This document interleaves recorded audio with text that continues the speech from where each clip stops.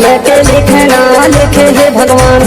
सास ससुर के बेटी अपन जान, पतिला तैं तोर देता जैसे मान।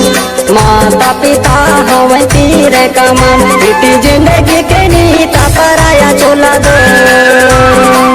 बेटी जिंदगी के नीता पराया चोला दो। करने के लिखे ना लिखे है भगवान।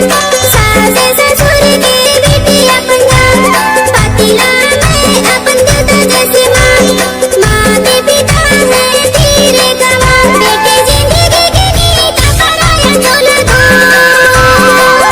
बेटी जिंदगी के नीता पराया चोला दो।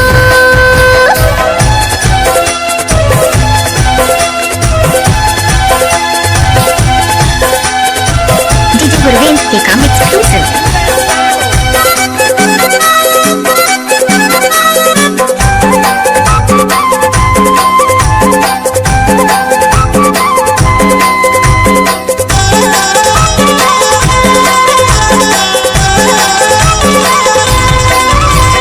घर ले निकले बेटी आंसू तोर बहे, दाई दादा भैया तोर बैरी बन के रहे। घर ले निकले बेटी आंसू तोर बहे, दाई दादा भैया तोर बैरी बन के रहे। बेटी जिंदगी के नीता पराया चोला दो। बेटी जिंदगी के नीता पराया चोला दो।